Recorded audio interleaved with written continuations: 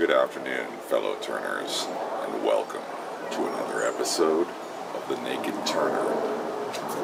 I got tasked by my wife to do something a little different today, and that is, she found some furniture made by Berkey and Gay from the late 1800s, and that'd be your late 19th century.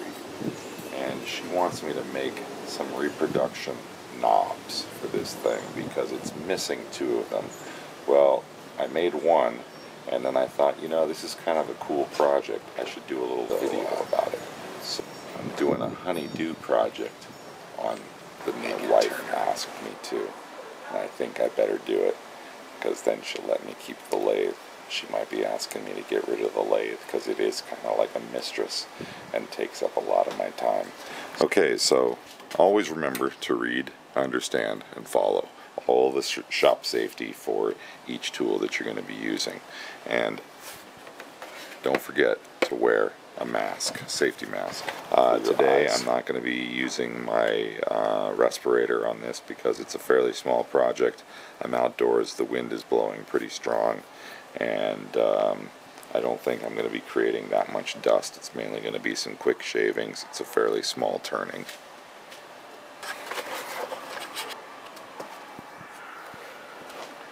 Alright, I'm going to be starting with, where is it? Okay, I'm going to be starting with my skew chisel. You might. Okay, let's bring this up a little bit.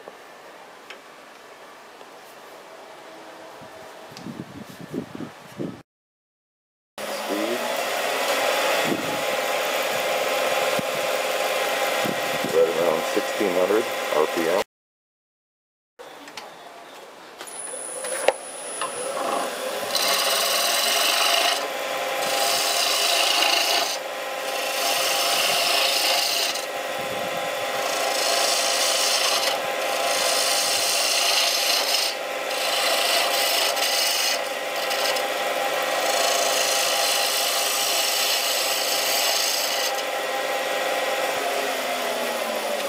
I'm noticing that this particular piece right here has some amazing quilting in it, so I'm going to take it down to round, and I think I'm going to save that piece for some other project, something that's a little more decorative.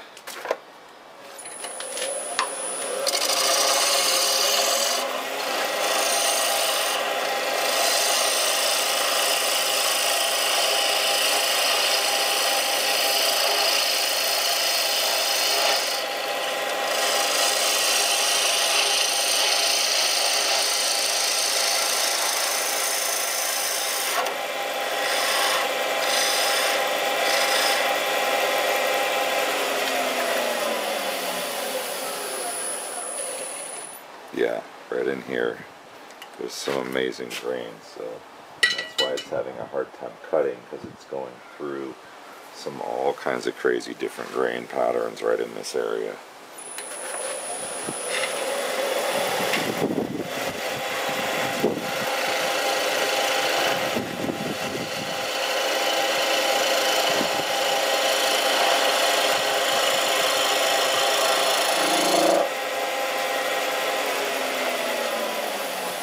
Get it nice and smooth, and then yeah, I don't know, let's see if I can reposition the camera. Alright, so right through here there's this amazing section of ribbon quilting running through this piece of maple, and I didn't really know it was there until I started turning away the rough edges of this piece. And now that I see it, I'm going to move the project down the way a little and save this piece right here for some other more decorative, maybe a baby rattle or something like that. Alright, so I cut this piece off to save this grain right in this area here because it was pretty impressive, and I felt like if I'm going to be painting black over it, there's no reason to use this particular piece of wood. So I'm going to go on and use the other piece, save this for something else, and it looks like it'll make a pretty good baby rattle or some other kind of little sucker, something like that. I don't know. We'll see what it is. Hold on one second here. Alright, so this is kind of an interesting situation, and it is what I like to call a learning lesson. And anytime, you always listen to the wood, always let the wood dictate what wants to happen. As I just showed you, I cut that piece off. I thought I was going to be starting there and going ahead and starting this honeydew project and getting it done, and hopefully getting some brownie points and stuff like that. But as it turns out, I'm going to be starting over. So here we go. Just always remember, listen to the wood. Sometimes it's meant for something else. All right? You might have an idea of what you want to do, but oftentimes the wood will dictate what it's meant to be used for as long as you're listening. So listen to the wood and pay attention. Okay, so we're back. Safety gear on, and let's start roughing this down. I'll lower this a hair. Move my tool rest, give this a spin. Okay, there we go. I'm going to rough it in with my bowl gouge here.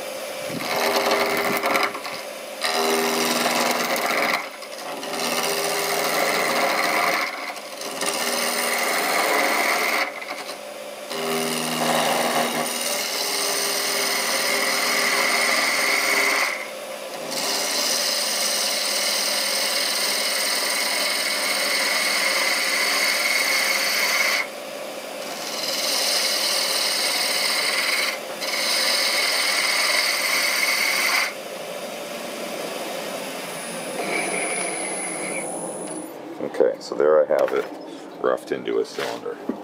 Now, what I'm going to do is I'm going to take my pair of calipers here, my small calipers, and let me zoom out a little bit. I'm going to take these small calipers here and measure a few places. First place will be the top of this button pull knob that I'll be making. So let me measure that and we'll start. Alright, so what I'm doing, I'm measuring this first top part here. I'm getting my caliper set. I'm honing in on the final destination for this first little ring, which is only, it's less than 1/8 of an inch thick. So I'm going to set my caliper to that, and I'll work my way into that point and then move on from there. Alright, here we go. And once again, don't forget, this is kind of a honeydew project, so I'm hoping it goes well.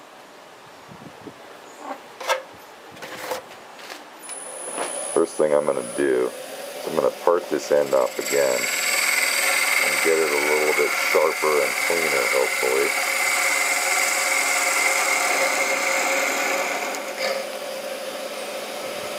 Okay, that's pretty good there. Now,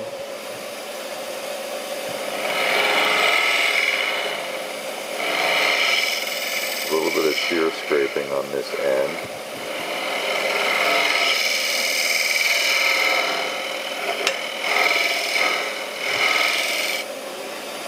Okay, that's pretty good. Okay, so now what I'm going to do is use my parting tool, my narrow parting tool, to come in here.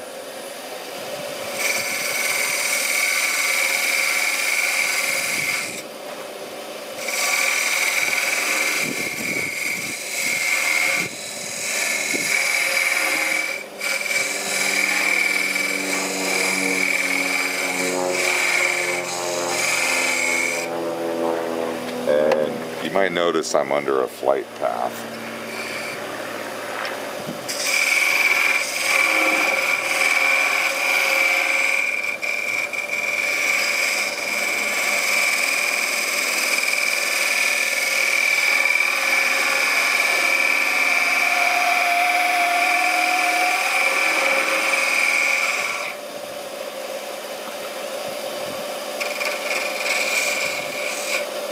Let's just double check that. That's just there.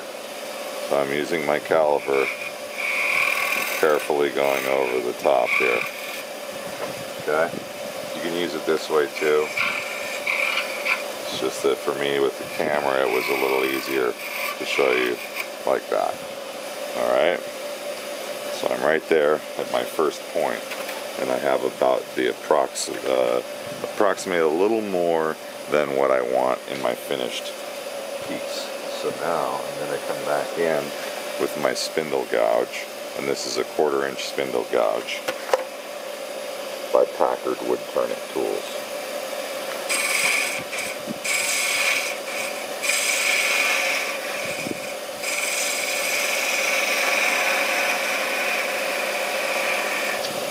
And I'm looking at this piece here, and let's stop the lathe for 1 second. We're going to come over here now. We're going to take a look at the next size that I'm going to be trying to reach, which the next size I'm going for is, I'm going to go a little bigger for sanding. Next size is right about there. That looks pretty good. Okay, so now I know that I want to take this cylinder down to about that size. Part of the process. And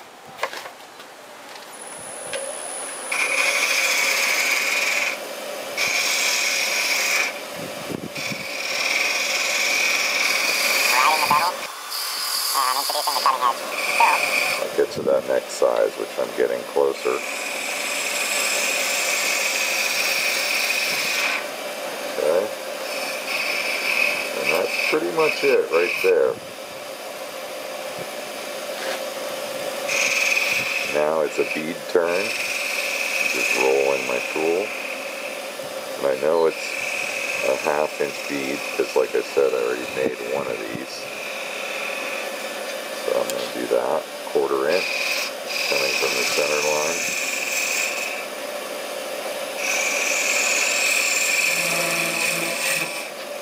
Okay.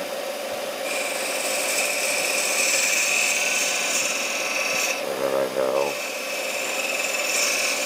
it's pretty much something like that. Okay, let's check everything. Okay, that looks really good right there. And then I'm going to be shortening that off a little bit and putting a little mortise in the end for the piece of mother of pearl. So the next step for me is measuring. Next step for me is measuring this section in here. So it looks to me, I'm just going to eyeball this. This is about a 1/16. I don't know if you can see that there, but this little shoulder that it has under here is about a 1/16 of an inch, and then it goes to a 1/4 inch little curve, and then comes down to this other shoulder. So those are the next things I'm going to be working on.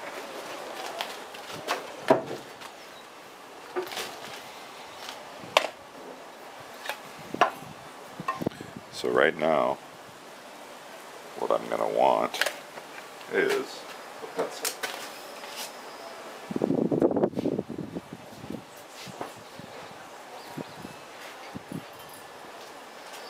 There we go. Okay, so now what we're going to be doing is we're going to go 1/2 inch, which is pretty much where I am right here. Okay, then there's got to be a shoulder. It's about a 1/16 of an inch. So let's do this.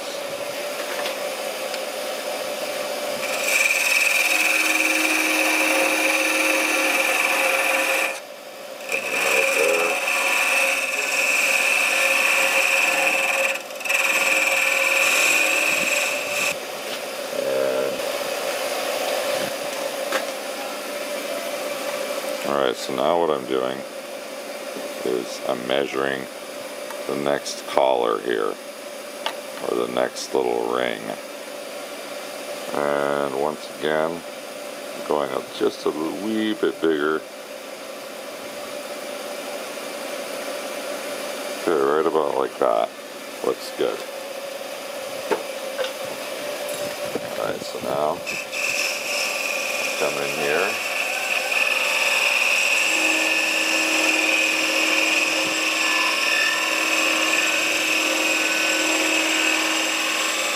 Okay, as soon as I slip just a little bit more.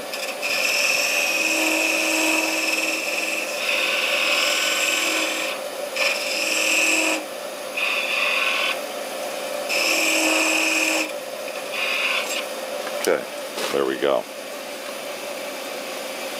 Zoom in a little bit here so you can see kind of what's going on. And let's change angle. Alright, and a little camera angle change so you can see what's going on here. I'm now measuring this point here. I'm just barely getting over, but it's springing a little bit, so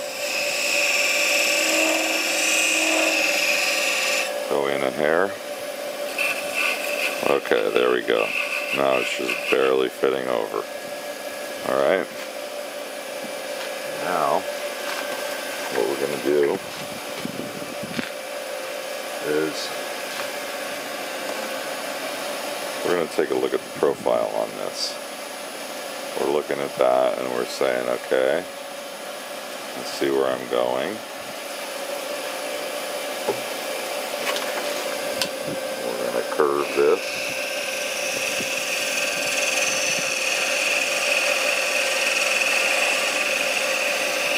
Down into there.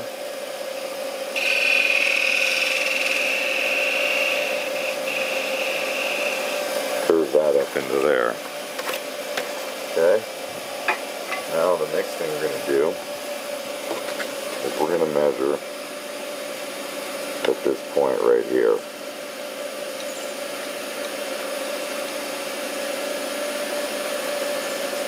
And I'm almost there.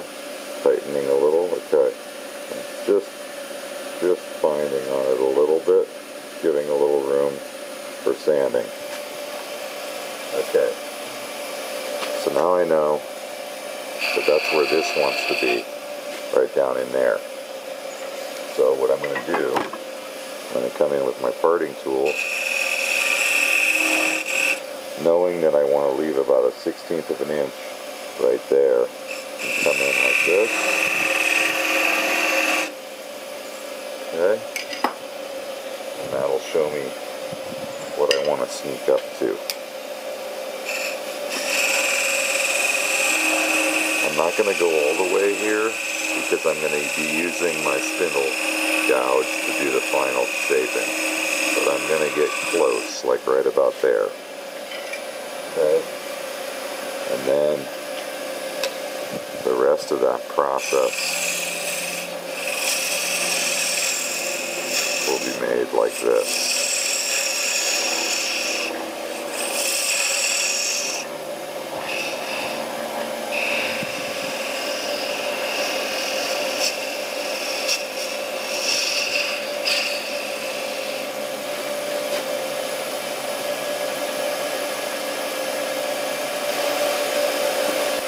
Okay, so what I want to do is bring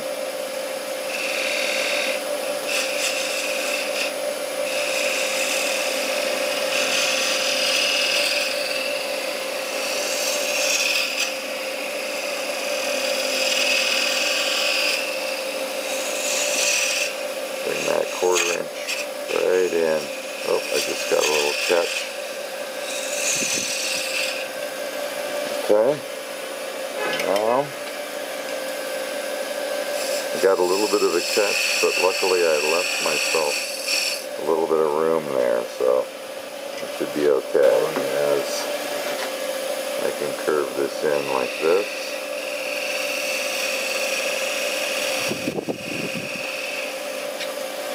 Okay, there we go. Now let's take a couple measurements. Make sure I didn't go too far past anything. So I'm checking right here. Okay, so there. Oh, I'm way big there. Hold on a second. Let's zoom out a little bit.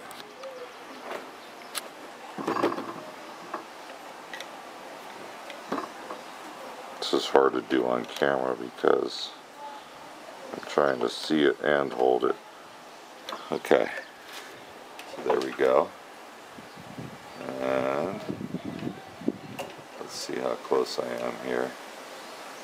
Opening up.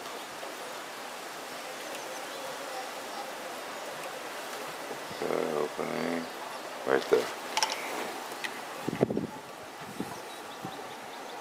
Okay, so I might be ever so slightly narrower, but I don't think it's going to be that big of a deal. It's a tiny bit narrower. But now I have my cove in here, my 1/4 inch cove. And I'm going to be bringing that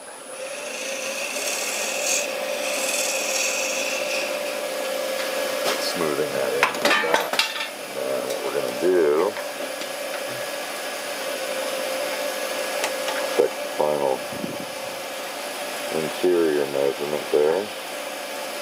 I always like to go back and double check all these points here. Okay, that's nice. That's just making it over. Okay. And now it's just a subtle curve down to the final. Here, let's see if I can do this. Yeah, it's a subtle curve down to the final measurement, which is right out here. Okay, there we go, and a little bit for sanding there, just like that. Alright, so now what I want to do is bring this zone right here down to that size.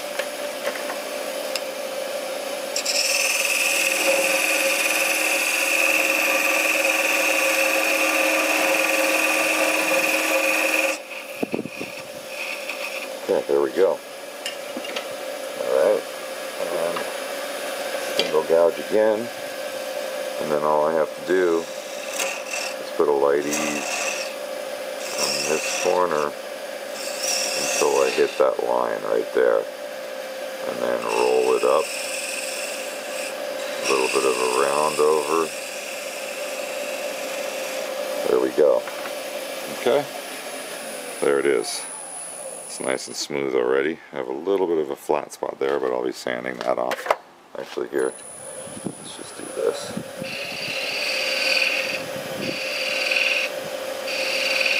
Alright.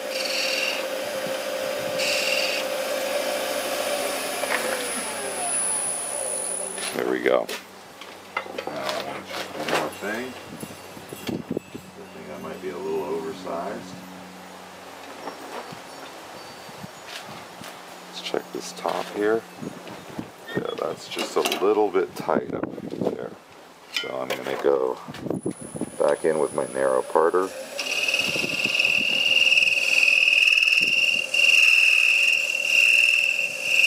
And just take a tiny bit off. And then that wants to get rounded over.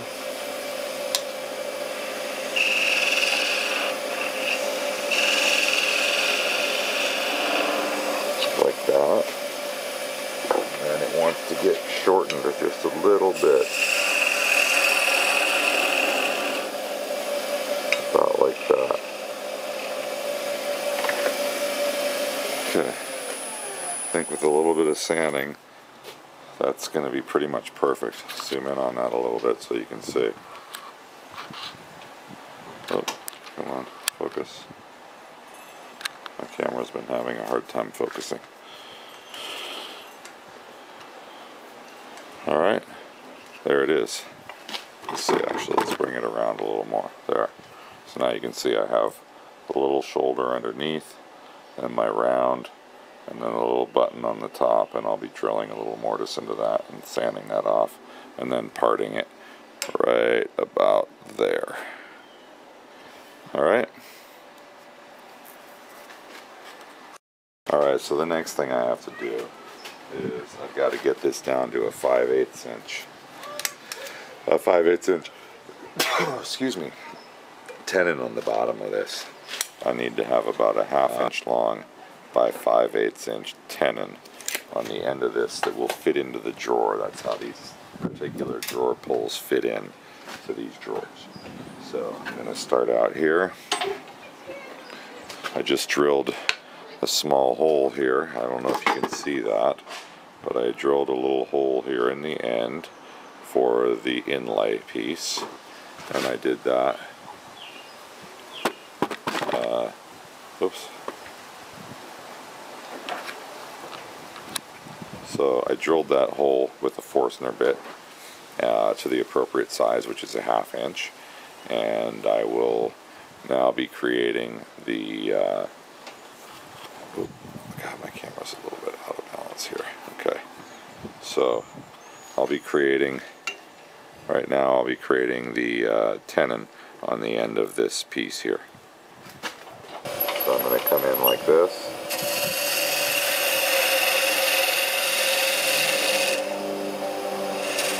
I want to be right about there.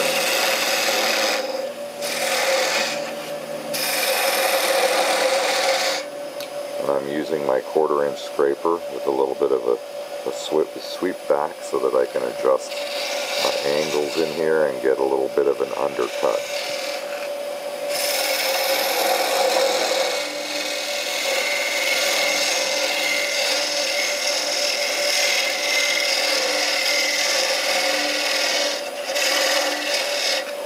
I'm getting real close. Okay, I'm just making it right there, so that looks good. I'll just clean this up a hair here. And then a little tiny bit of sandpaper, just right on that edge. Okay. There it is. That's that pull. I've got a little taper on this dowel, and all I have to do is come in here and part that right off. But before I do that, I'm going to finish this piece with some little bit of finish.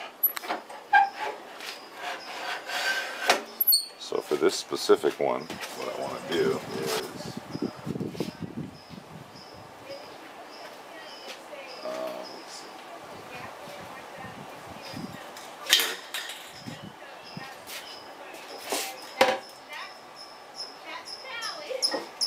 hey.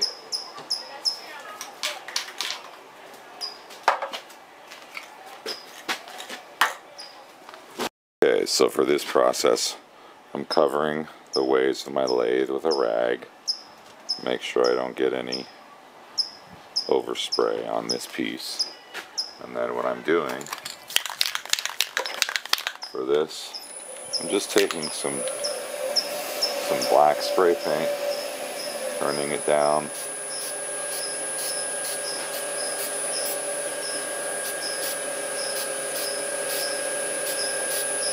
Giving it a quick little spray, like that.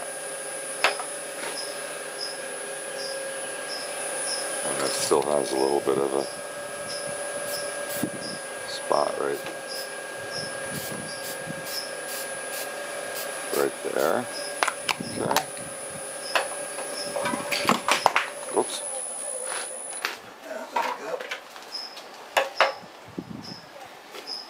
Okay. So now I'm turning it off so that it doesn't just fly off centrifugally off the edge, because it starts building up at your highest point. So I'm going to allow it to dry a little bit right now, and you can take a heat gun to it, which is what I did, but at this point I've got a pretty good wind out here. I'm going to just kind of let it dry for a couple seconds. You don't want to hit it with too much heat too soon, or it will just bubble on you.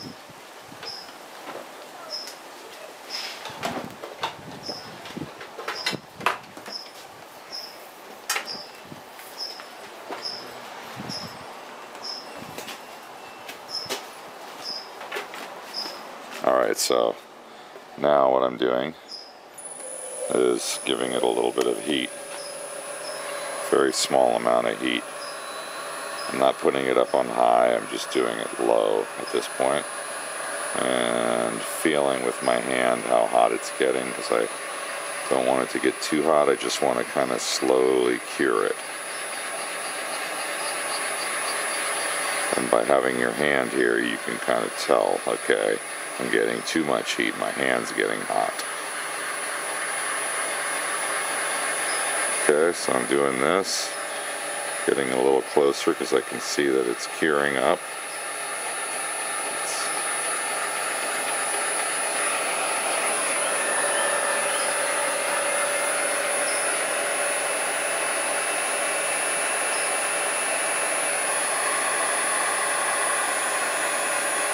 Okay, turning it off, turning this off, and there we go. There's the pull. Now I'll just be parting that off down here, and that's a finished pull. And I got to have some fun taking care of one honeydew item. Now I'll run the lathe.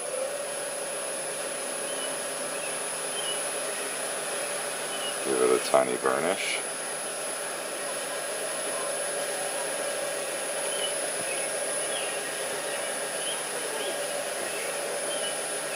And it's taking a little bit of the paint with it, which is good. Okay. There we go. I've got a little bit of an antique handle there now. It's ready to go. Thanks for watching. Hope you enjoy. And please, I want to thank a few people. I want to thank Pete from TGIF for featuring me on his new program that he's put on YouTube. And you should check him out, Pete TGIF. Look him up on YouTube. The other thing, I would really like to thank Mike Walt. He's always inspirational to me. Carl Jacobson, I really appreciate what you've been doing with the woodturning community, and I always enjoy your videos. Miguel Sanchez, amazing. Tiny Trailer Wood Workshop, amazing. There's so many people out there, Captain Eddie, Robbie the Woodturner. Go out there and look up woodturning, and there's such a plethora of really amazing individuals doing some incredible things. You know, it's the kind of thing that is very endearing and makes me feel good about what I do. So I hope you take a little bit of time, subscribe, like, comment, go out there and enjoy some of the free content that's on YouTube. And if you're not on YouTube, get out and do something. Get out and make something of your own, whether it's wood turning, woodworking, crochet, basket weaving, surfing, enjoying whatever it is you do that's away from the internet. The reason that I do this is to inspire people to get off of the internet and stop using social media, to go out and do something of their own. So this part of social media means so much, and I may sound like a hypocrite, but we all are. The main thing is that do something. Go out and do something to create something with your own hands that makes you feel good about being here and enjoying the surroundings that you're in and becoming a part of a community. It's very powerful, and thank you all. There's so many people that I would like to mention, and what I'm going to start doing is mentioning a few people every time that I do a video. Until I either get bored with it or people get bored with me talking about it. So now I'm going to part this off. Just the last little pièce de résistance.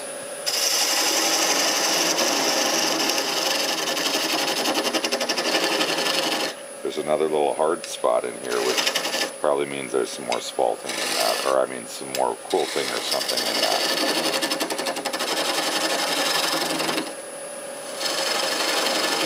Okay, I'm coming in right about there.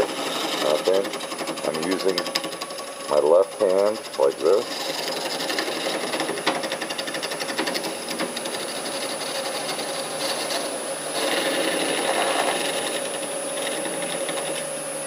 I'm parting it off, and then I'll just sand that nub off on my stationary sander. And there you have it. Antique pull. Couple little dings in the paint, and yeah, it looks real good.